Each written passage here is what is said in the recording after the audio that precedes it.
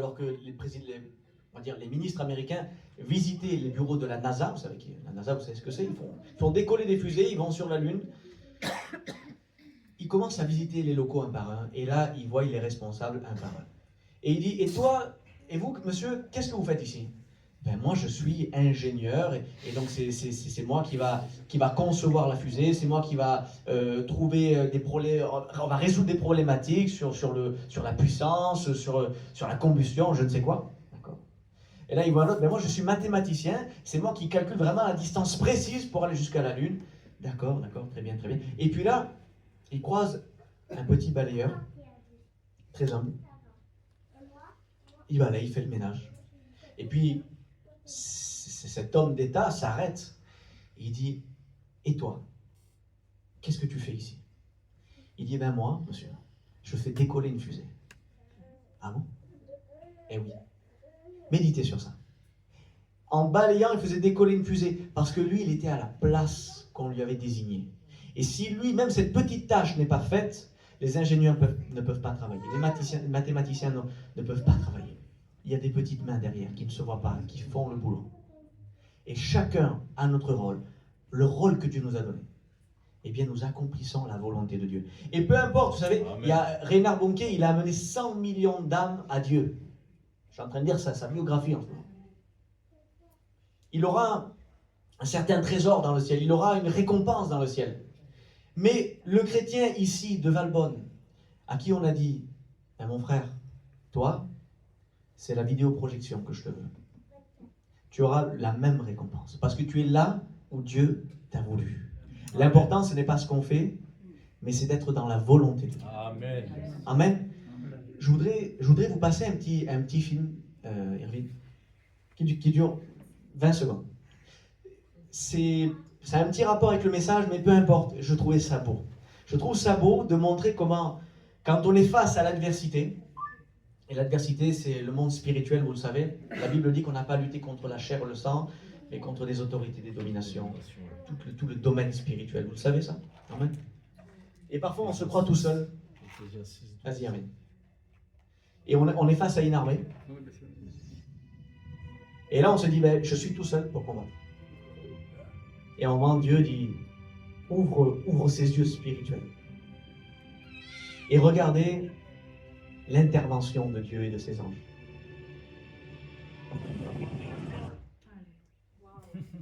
C'est simplement pour vous montrer une petite image que nous ne sommes pas seuls, que ceux qui sont avec nous sont plus nombreux que ceux qui sont contre nous. Et on a arrêté parce qu'après ça devenait assez violent pour les enfants. Mais vous avez compris l'idée. Derrière nous, on a une grande armée. Amen. Et celui qui marche devant cette armée, c'est l'Éternel des armées. Amen. Alléluia. Amen. Amen. Vous savez, ce message que je vais vous prêcher ce soir-là, il est vraiment voulu de Dieu. Je vous explique. Le Seigneur m'a clairement montré une vision. Et tout à l'heure, je vous montrerai cette vision. Vraiment, avec Charles, on a prévu quelque chose. Je vais vous montrer ce que le Seigneur m'a montré.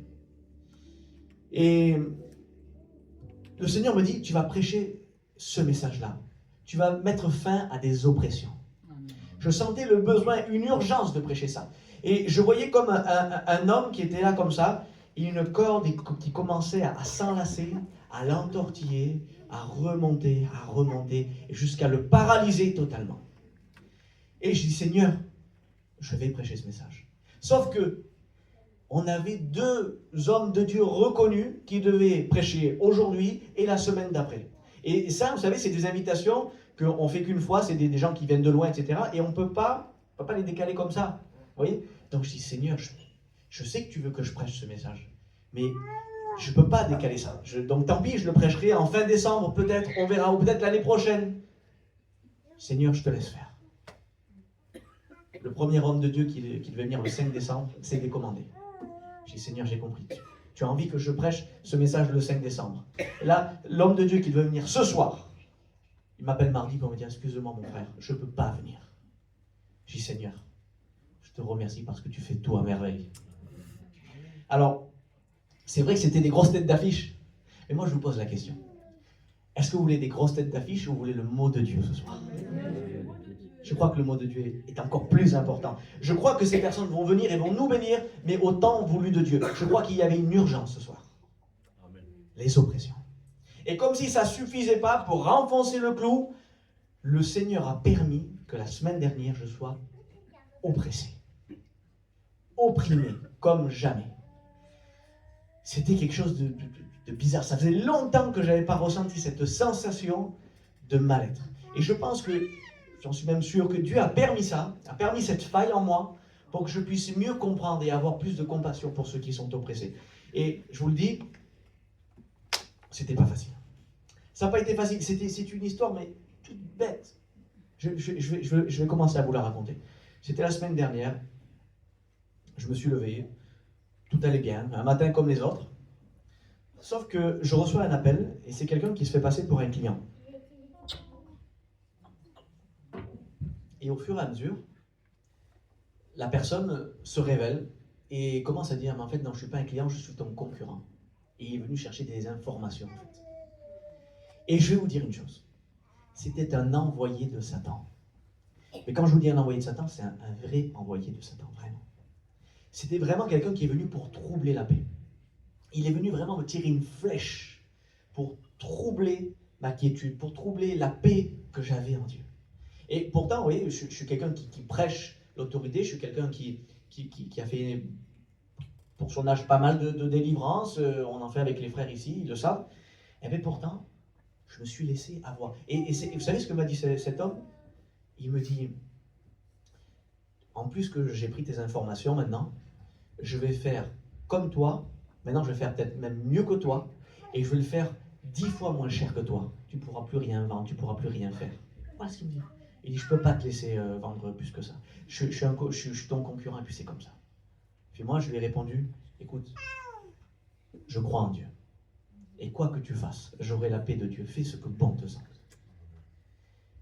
Mais je dis ça, mais dans mon cœur, je suis troublé. Je commence à être mal. Et je sens cette corde qui commence à s'enlacer autour de moi. Et je la laisse s'installer. Et là, elle commence à monter. Et je ne sais pas si ça vous le fait à vous, mais je pense que si je prêche ce soir, c'est parce qu'il y a des gens qui vivent ce que j'ai vécu. Là, je commence à avoir du mal à respirer. Et ça commence à durer les heures. Les heures s'accumulent, les heures passent. La gorge commence à être serrée. Je sens la paix partir. Je sens que ça ne va pas. Et je fais tout mon possible pour... Allez, ça va aller. Allez, ça va aller. Mais comme si, lui, il avait le pouvoir de me prendre le pain de mes enfants. Le pain que Dieu a donné. Comme si, lui, il avait ce pouvoir-là. Et je lui ai donné ce pouvoir-là, si vous voulez. J'ai prêté foi en ces mots. Et alors où j'étais vraiment au plus mal, vous savez ce que j'ai fait pour m'en sortir? Vous voulez savoir? Ben vous le saurez à la fin. Je vous le dirai à la fin. Et je me suis dit, Seigneur, si ça m'arrive à moi, qui est le pasteur de l'Église, qui représente, Seigneur, par ton autorité, je représente l'autorité, si moi qui prêche l'autorité, la délivrance, si moi qui fais des délivrances, je me suis senti oppressé comme ça, je me suis laissé avoir comme ça, alors certainement que les brebis du Seigneur, de l'Église, eh bien, vont certainement se laisser attaquer. Alors, ils ont besoin d'être enseignés. Est-ce que vous voulez être enseigné sur ça? Amen. Alors, on va parler des oppressions ensemble. Une oppression, vous savez ce que c'est? Alors, je n'ai pas le temps de vous expliquer la différence entre obsession, oppression, possession. On va concentrer à peu près, on va se concentrer sur les oppressions parce que c'est vraiment le mot que j'ai reçu de Dieu. Une oppression, c'est quelque chose qui vient extérieurement. C'est pas quelque chose qui habite en vous. C'est pas quelque chose qui a pris possession de vous.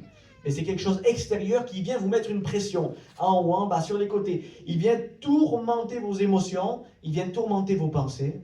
Et c'est quelque chose qui est plus fort que vous, vous n'arrivez pas à la combattre. Et il y a plusieurs types d'oppression. Parce que toutes ne viennent pas du diable. Il y a des oppressions divines. Ah bon? Oui. Et il y a des oppressions qui viennent de Dieu. Par exemple, quand tu n'es pas à la place que Dieu veut. Et ça, beaucoup l'ont vécu quand ils étaient dans une église qui, ma foi, n'est pas mauvaise, mais qu'à un moment donné, ils ont senti qu'ils n'étaient plus à leur place dans cette église. Et là, Dieu a commencé à mettre une oppression sur ces personnes-là, et les ont obligés à quitter pour aller là où ils retrouvaient une paix. Ils retrouvaient la volonté de Dieu. Ils étaient revenus comme alignés. Et ce que je vous dis là, c'est pas farfelu, c'est pas quelque chose d'anti-biblique ce que je vous dis là, c'est biblique. Les apôtres, par exemple, étaient concentrés sur Jérusalem, et Dieu leur avait dit, c'est pas à votre place Jérusalem, vous devez aller prêcher en Samarie jusqu'au fin fond du monde. Alors il a envoyé une oppression, une opposition, une persécution, et là ils sont partis, ils sont rentrés dans la volonté de Dieu. Aussi, il y a quand tu n'es pas à ta place, là où Dieu veut te bouger, et aussi des fois où tu n'es pas, quand tu es dans des endroits qui ne sont pas à la gloire de Dieu. Quand tu es dans des endroits qui ne sont pas à la gloire de Dieu, c'est comme si le Saint-Esprit se retirait et les oppressions arrivent. Jusqu'à ce que tu partes de ce lieu. Je vous dis la vérité, c'est ce qui m'est arrivé à moi quand je commençais à m'approcher. J'étais chrétien, on peut dire que j'étais chrétien. C'est il y a quelques années de ça. Et je vais visiter des amis d'enfance. Ils font une fête, un anniversaire. Et jusque-là, tout va bien. On commence, il est 7h, 8h du soir, on commence à manger, on commence à prendre un petit apéritif très gentil, très léger, très bien. Et à un moment donné, les heures passent, et je vois les gens autour de moi commencer à s'enivrer. Mais je me dis, c'est mes amis d'enfance, ça fait longtemps que je ne les ai pas vus. Il n'y a pas de mal. Je reste. Et je reste. Et là, je commence à voir un peu de la débauche autour de moi. Je commence à voir l'autre qui commence à prendre sa bouteille de vin, se la vider comme ça sur la figure, ça coule partout.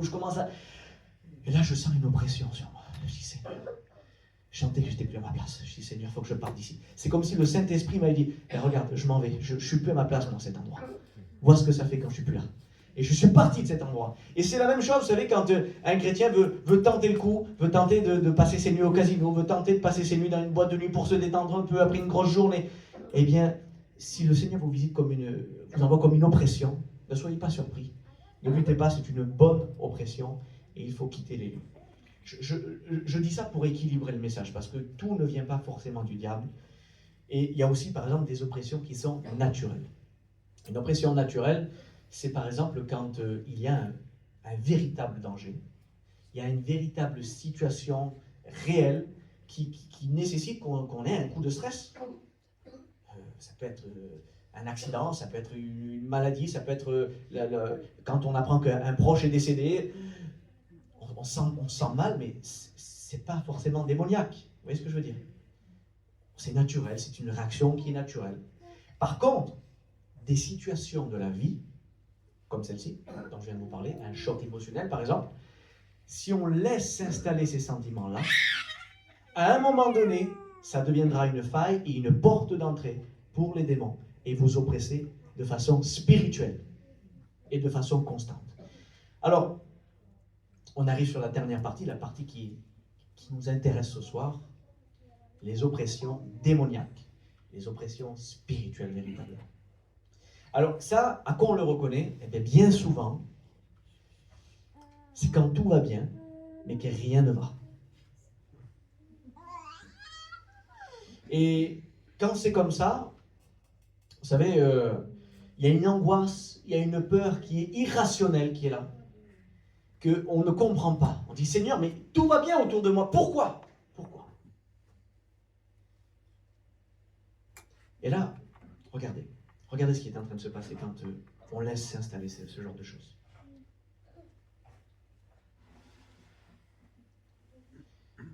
Si vous préférez, quand il y a une prise pour les démons, pour vous oppresser, pour vous faire du mal,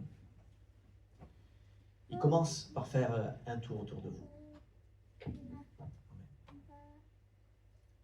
Regardez, parce que c'est ce que le Seigneur m'a montré. Je ne sais pas pourquoi je fais ça.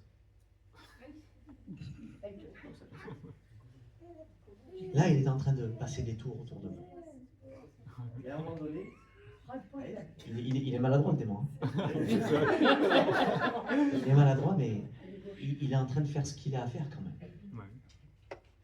Et là, à ce moment-là, on ne sait pas pourquoi, on a peur. On est angoissé. On a une peur de mourir. Pourquoi j'ai peur, Seigneur? Tout va bien, je suis en bonne santé. Une peur d'être abandonné, on ne sait pas pourquoi. Une peur d'être malade, une peur qui n'est pas normale pour nos enfants. On se réveille à un moment donné et dit, j'ai peur pour mes enfants, je ne sais pas pourquoi, mais qu'est-ce qu'ils ont tes enfants? Rien, mais j'ai peur, je ne suis pas bien, je ne dors pas la nuit, il y a des obsessions qui sont là, il y a une oppression qui est dans le sommeil, on peut parfois se faire étouffer dans le sommeil, on devient instable émotionnellement, on devient comme lunatique. On ne comprend plus, on a des colères, des pulsions qui sont incontrôlées. Il y a tellement de choses. Il y a parfois, à un moment donné, quand il a fait son dernier tour, et qu'il commence à serrer, on n'arrive même plus à prier. On n'arrive même plus à lire la Bible. On n'arrive même plus à respirer. Et là, ça commence à faire un poids au niveau de la poitrine. La respiration devient lourde. Il y a un nœud qui se fait là. Et on ne sait pas pourquoi. Mais je vous le dis, c'est une oppression spirituelle. Et quand vous êtes arrivé à ce niveau-là qui vous a entortillé de la tête aux pieds, bien souvent, dans 9 cas sur 10, vous avez besoin d'aide dans la prière. Et pour ceux qui auront besoin de cette aide, ne vous inquiétez pas. Après la réunion, après la prédication, on prendra un moment pour ceux qui ont besoin de délivrance des oppressions. Amen. Amen. Amen. On peut applaudir Charles.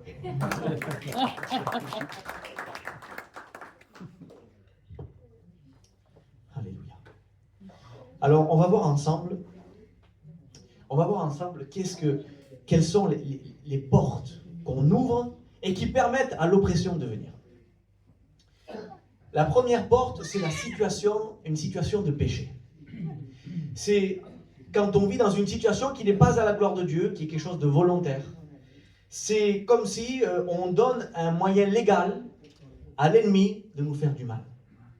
Et en fait, les démons, vous savez, ils essaieront quand même toujours de vous oppresser quoi qu'il arrive. Que vous soyez dans le droit chemin ou pas dans le droit chemin, toujours, ils essaieront de vous faire du mal, de vous détruire. C'est normal.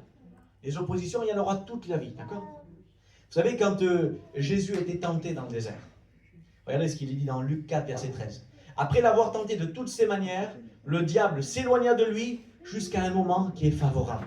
C'est Jésus quand même. Eh bien, malgré tout, le diable a continué d'essayer. Mais le diable peut essayer jusqu'à demain.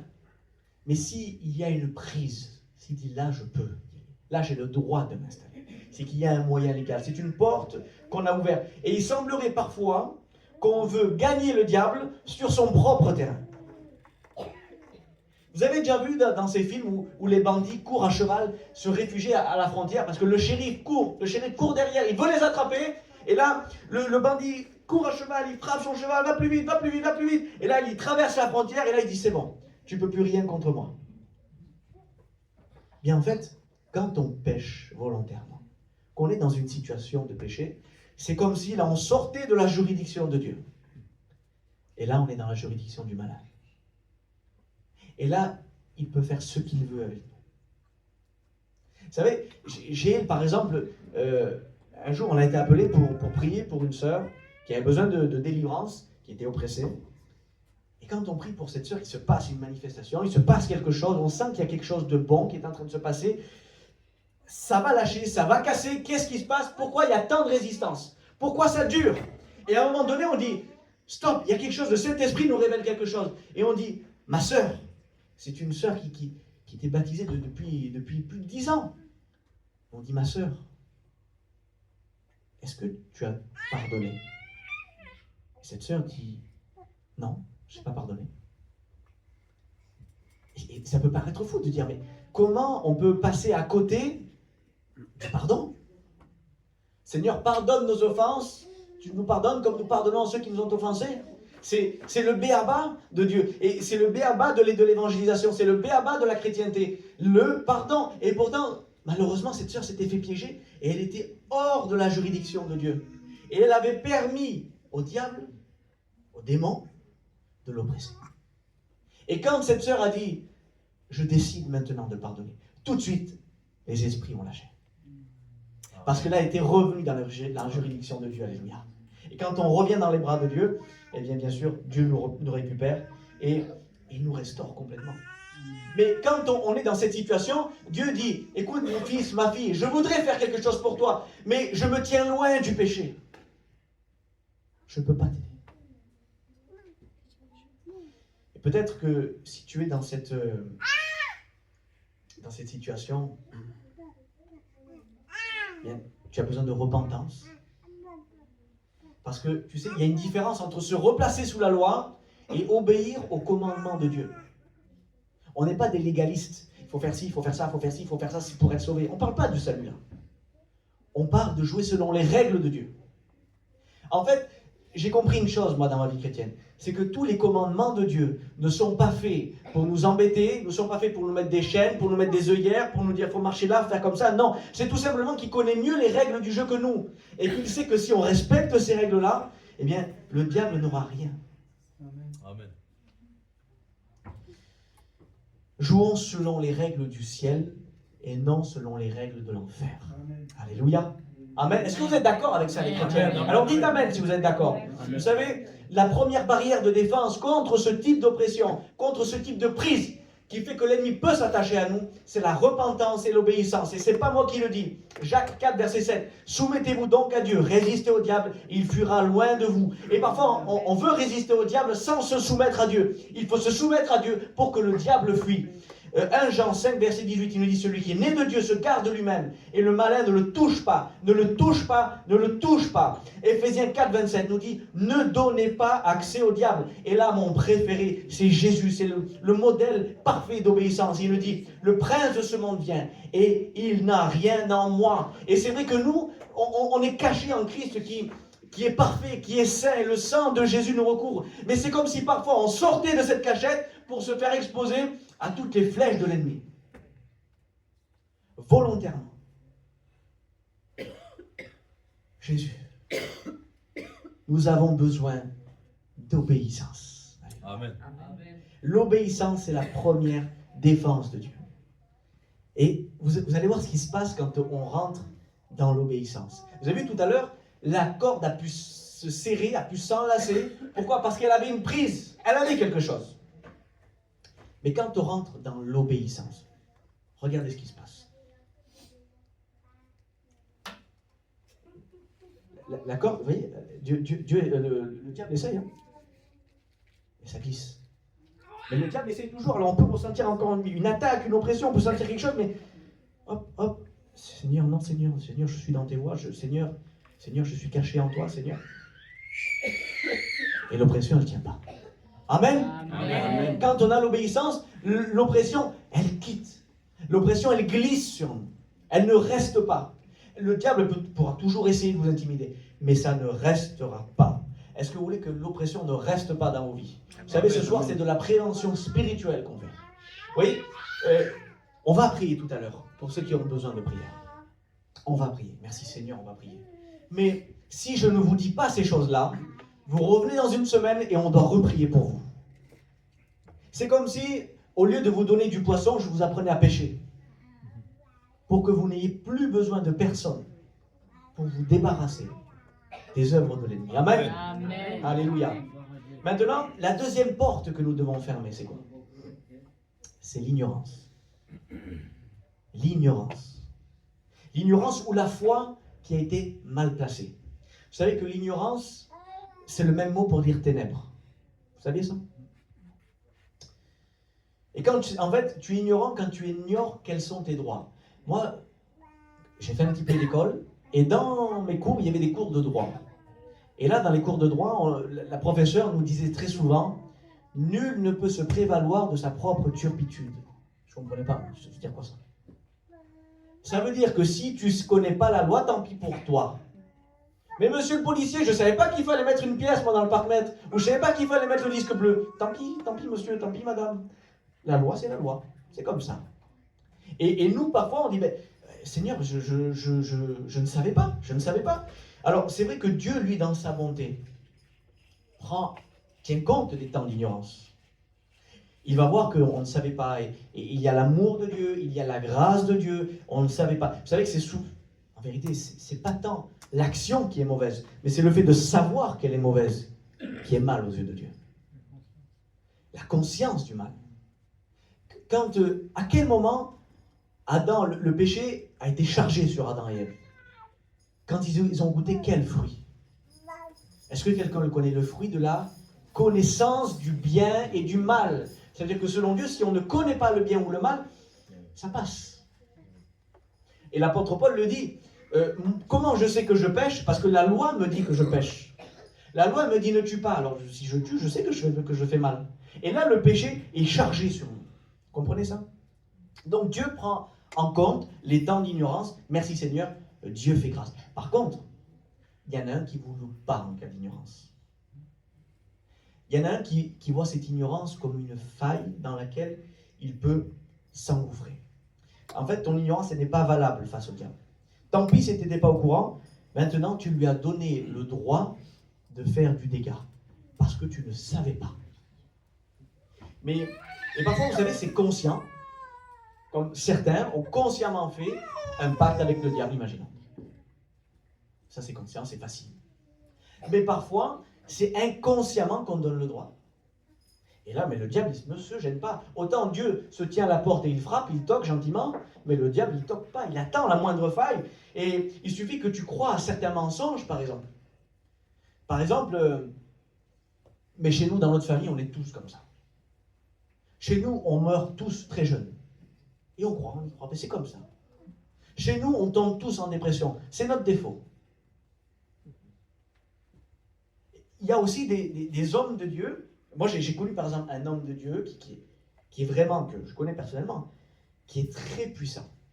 Une onction très puissante. Miracle sur miracle, guérison sur guérison, délivrance sur délivrance.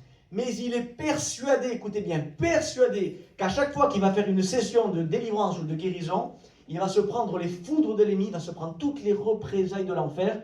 Alors ce qui fait qu'à chaque fin de session, il est cloué au lit pendant des semaines. Et il justifie ça en disant, c'est normal, j'ai servi Dieu, donc j'ai droit à une représaille. J'ai droit à une claque de l'ennemi. Voilà. Et en fait, quand on proclame ces choses, on donne un accord à l'ennemi pour faire ce que tu attends de lui. Ou plutôt ce que ta foi en lui permet de faire. Est-ce que vous êtes d'accord avec ça? Amen. Alors maintenant, je ne vais pas prêcher longtemps ce soir. On va laisser la place au Saint-Esprit pour la prière. Maintenant, chantons. Quelle est la deuxième défense? On a vu la première défense, c'est l'obéissance. Quelle est la deuxième défense? C'est l'autorité. Nous avons besoin d'autorité. Mais tu auras l'autorité en sachant qui tu es et quels sont tes droits, mon frère, ma soeur. Il n'y a que comme ça que tu auras l'autorité. Et moi, je te le dis, si tu as l'autorité sur ceux qui t'oppressent,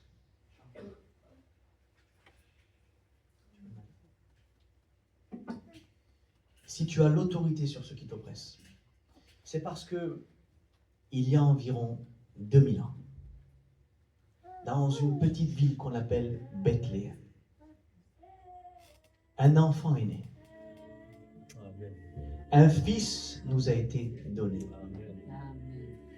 Et que ce fils qui nous a été donné, il a grandi. Là, je suis en train d'expliquer pourquoi tu as cette autorité. Pourquoi tu as le droit de vaincre l'ennemi. Pourquoi tu as le droit d'écraser l'ennemi. Il a grandi et ce fils, cet enfant inconnu au bataillon, eh bien, à 12 ans, je vous dis, il épatait déjà tout le temple. Il épatait déjà tous les prêtres, tous les grands sages. Il semblait en connaître plus sur Dieu que n'importe qui. Et en grandissant, dans toute son humilité, il s'est fait baptiser. Et en grandissant, il a connu toutes les épreuves qu'un homme peut connaître. La chaleur, le froid, la faim, la soif, la peine, la souffrance, la trahison.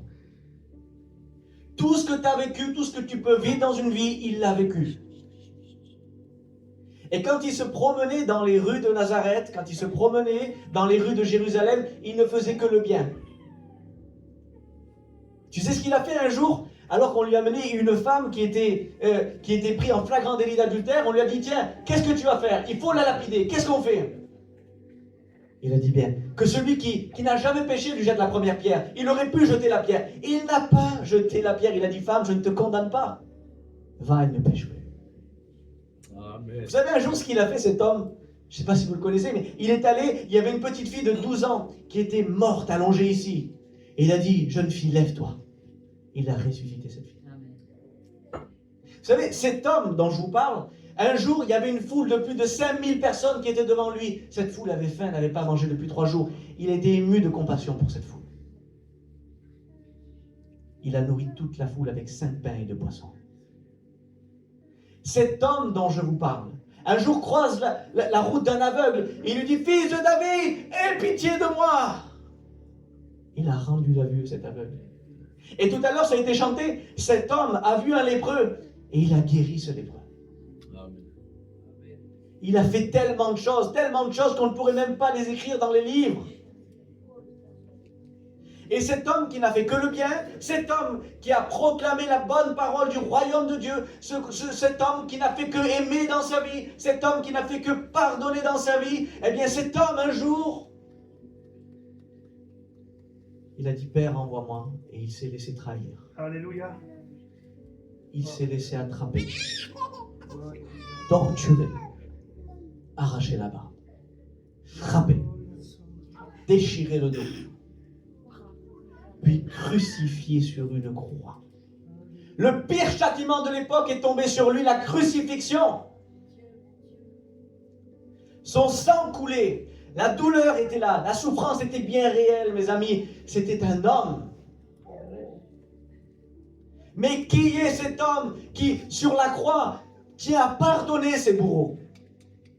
Mais quel est le nom de cet homme? Et au moment de son dernier soupir, le ciel s'obscurcit, la terre tremble, les morts sortent de leur sépulcre. Mais qui est cet homme? Eh bien, c'est un soldat romain qui lui dira, cet homme était bien le Fils de Dieu. Pourquoi tu as l'autorité? Tu as l'autorité parce que sur cette croix, c'était Jésus-Christ de Nazareth. C'était celui qui a été envoyé par Dieu pour nous sauver. C'était celui qui a été vaincre les autorités, qui a été dépouiller les dominations, celui qui a fait un massacre du côté de l'ennemi, celui qui a fait le carnage de la croix, celui qui est appelé le lion de la tribu de Juda. C'est Jésus-Christ de Nazareth, cet homme. Est-ce que tu l'as dans ton cœur? Amen. Alléluia. Il a reçu dans ses mains tout le pouvoir du ciel et de la terre. Amen. Tout a été fait par lui et pour lui. Amen. Cet homme, c'est celui qui t'accompagne. Cet homme, c'est le Seigneur des Seigneurs. Cet homme, c'est le roi des rois. Et laisse-moi te dire que quand un roi est craint, le fils du roi est craint aussi. Amen. Tu dois savoir que tu as droit. Tu as le droit parce que lui, il a vaincu la mort. Tu as le droit aussi. Parce que lui, il a écrasé les autorités. Nous pouvons aujourd'hui marcher sur les scorpions. Alléluia. Et ce que je suis en train de te dire, ce n'est pas quelque chose que j'invente.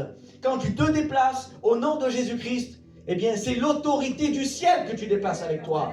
Et tu as le droit d'avoir cette autorité. Il t'a donné cette autorité. Tu es co-héritier. Il t'a fait devenir participant de la nature divine. Alléluia. Tu n'es pas n'importe qui. Tu savais que tu n'es pas n'importe qui? Toi qui te dis, moi je suis qu'une petite chrétienne, moi j'ai mon petit travail, moi je suis qu'un petit chrétien, je ne vois rien, puis des fois ça m'arrive même de pécher. Tu n'es pas n'importe qui. Le Dieu de toute espérance vit en toi. Le même esprit qui ressuscita Christ vit en toi. Tu n'es pas n'importe qui. Tu as l'autorité du ciel avec toi. Quand tu cries au nom de Jésus, tu cries au nom de tout le ciel. Tu es ambassadeur du ciel sur la terre. Tu n'es pas n'importe qui. Celui qui s'attache au Seigneur, nous dit la Bible, est avec lui un seul esprit. Un seul esprit avec Dieu. Voici ce que le roi des rois te dit maintenant. Je vais te citer des paroles de la parole de Dieu. Des versets de la parole de Dieu. Et je prie maintenant pour que le Saint-Esprit accompagne chacune des paroles et vienne pénétrer dans ton cœur et te fasse comprendre que tu as autorité sur ce qui vient t'attaquer, sur ce qui vient t'oppresser. Alléluia. Il dit, voici, je vous ai donné le pouvoir de marcher sur les serpents et les scorpions et sur toute la puissance de l'ennemi. J'ai dit sur toute la puissance de l'ennemi. Sur toute la puissance de l'ennemi. Rien ne pourra te nuire. Rien ne pourra te nuire. Il dit, Jésus donna à ses disciples l'autorité sur les esprits impurs pour les chasser. Celui qui est en vous est plus grand que celui qui est dans le monde. Et là, il nous dit, il a dépouillé les dominations, les autorités. Il les a livrées publiquement en spectacle, en triomphant d'elles par la croix. Et moi, je vais baisser les yeux devant un démon. Moi, je vais me laisser étrangler la nuit. Moi, je vais me laisser intimider. Moi, je vais me laisser. C'est que tu ne connais pas. Si tu penses à ça, c'est que tu ne connais pas mon Père et l'héritage qu'il m'a laissé. Frères et sœurs, vous n'avez pas marre de vous faire dérober ce qu'on avait droit d'avoir. En nous oppressant, l'ennemi nous enlève notre paix, une paix que nous avons droit d'avoir. Tu as le droit au sommeil, tu as le droit à la paix, tu as le droit de terminer ces angoisses. Tu as droit à tout ça. Prends autorité maintenant, parce que tel il est et tel nous sommes. Tel il est, tel nous sommes. Amen. Voilà qui tu es et l'autorité que tu as, mon frère, ma soeur. Ce n'est pas une petite oppression qui va résister à ça. Ce n'est pas une petite oppression, une petite chaîne, une petite corde jaune là, qui va venir maintenant t'oppresser et t'obliger à faire ce que le diable veut de toi. Non. Le Père, le Fils et le Saint-Esprit sont avec toi. Amen. Alors maintenant que tu connais tes droits, que tu sais qui tu es, nous allons en profiter. Nous allons en profiter pour récupérer ce qui est à nous. Vous voulez qu'on récupère ce qui est à nous, chrétiens? Amen. Je vais vous montrer de quelle façon on peut prendre autorité. C'est une image, elle est simple, mais tellement réelle. La prochaine fois qu'une oppression commence à venir s'enlacer, vous avez l'obéissance maintenant, merci Seigneur. Amen. Mais en plus, vous aurez l'autorité. Regardez ce qui va se passer quand vous allez commencer à sentir quelque chose s'approcher de vous. Au nom de Jésus. Au nom de Jésus, je te chasse. Amen. Au nom de Jésus, je ne te permets pas de t'approcher de moi. Au nom de Jésus, j'ai reçu maintenant l'autorité de te chasser, de te briser, de te pulvériser au nom de Jésus. Et maintenant, hors de chez moi, Satan. Hors de chez moi, hors de mes enfants. Je ne te permets pas. Je ne te permets pas de t'approcher de ma maison. Tu n'as pas le droit. Et on répète ces droits devant l'ennemi, devant les anges, devant les démons, devant Dieu. Nous avons le droit. Nous avons le droit d'être en paix. Alléluia. Nous avons le droit de chasser ces autorités. Et pour finir mon histoire de tout à l'heure, quand j'ai senti ces oppressions arriver, quand je me suis laissé enlacer par ces mauvais sentiments, par ces mauvaises émotions, je me suis mis à genoux le soir. Et là, j'ai commencé à prier. Et je me suis rappelé de qui j'étais.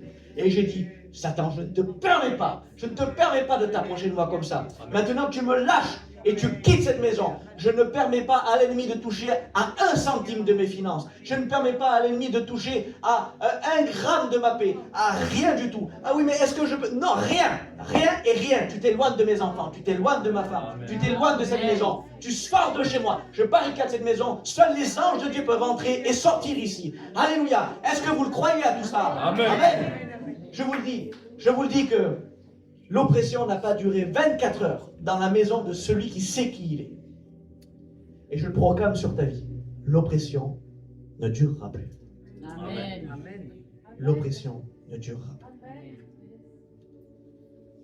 Je vous invite à fermer les yeux, frères et sœurs.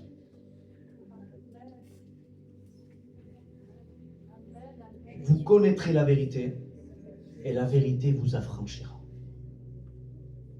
Bien plus qu'une prière ce soir, vous connaissez la vérité. Seigneur, merci pour ta grâce. Merci Seigneur de nous avoir donné, Seigneur, tes conseils. Nous voulons marcher dans l'obéissance, Seigneur Jésus. Amen. Seigneur, maintenant Jésus, je prie pour que chacun d'entre nous comprenne qui il est, qui tu es, qui nous sommes en toi, Seigneur. Que tu as tout pouvoir sur le ciel et sur la terre, Seigneur. Et que nous sommes co-héritiers avec toi, Seigneur Jésus. Et que nous avons maintenant le pouvoir, Seigneur, de bannir de nos vies toute oppression sur nos vies. Qu'au nom de Jésus maintenant, que toute chaîne qui a été placée sur mes frères et sœurs maintenant, commence à lâcher maintenant dans le nom de Jésus. Amen. Au nom de Jésus. Maintenant les chaînes commencent à tomber, commencent à se fractionner, commencent à se casser.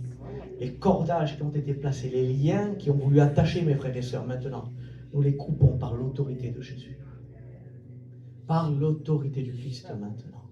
Seigneur, convainc-nous, Seigneur, par ton Saint-Esprit, que nous avons autorité de marcher sur les serpents et sur les scorpions. Alléluia. Seigneur Jésus, tu nous as donné tout pouvoir, Seigneur Jésus. Tu nous as donné toute puissance sur l'ennemi, Jésus. Tu as dépouillé les dominations et les autorités, Seigneur. Nous t'en remercions, Jésus. Nous voulons prendre ce message dans nos cœurs et le serrer, Seigneur. et dire à l'ennemi, tu n'es plus le bienvenu. Tu n'es pas le bienvenu dans ma vie. Tu n'es pas le bienvenu dans ma vie. Jésus vit en moi, on le répète, Jésus vit en moi. Jésus vit en moi. Jésus vit en moi. Jésus vit en moi.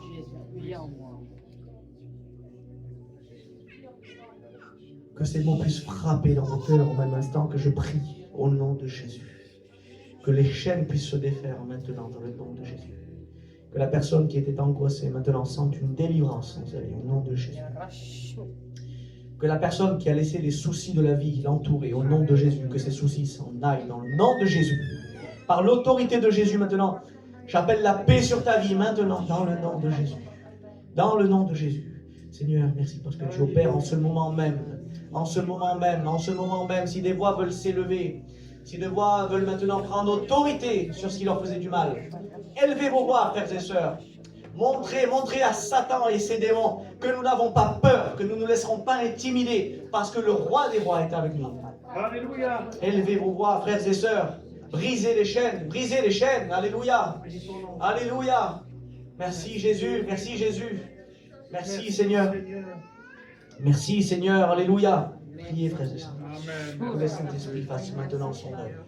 Merci Seigneur. Descende maintenant. Merci Seigneur. Alléluia. Passons un temps dans la prière. Merci Père parce que tu brises toutes les chaînes, Seigneur. Ah oui Seigneur. Merci parce que j'avais mis dans une autorité sur nos vies, sur nos enfants. Amen. Amen. Merci mon Dieu pour la délivrance, mon Dieu Jésus-Christ. À toi soit toute la gloire. Oui, Jésus. Nous te remercions par avance, Seigneur Jésus. Alléluia. Alléluia. Que des voix proclament leur autorité au nom de Jésus. Au nom de Jésus. Au nom de Jésus. Je bénis ton nom Seigneur. C'est pas par mes mérites Seigneur, mais c'est par toi. C'est parce que toi tu l'as voulu Seigneur Jésus. Merci de ce que tu as fait de moi Seigneur, ton enfant Seigneur. Ah merci pour mon héritage dans le ciel Seigneur. Merci pour ton autorité sur ma vie. Cette autorité que tu m'as donnée Seigneur Jésus sur ma vie. Merci Seigneur parce que je dépends de toi.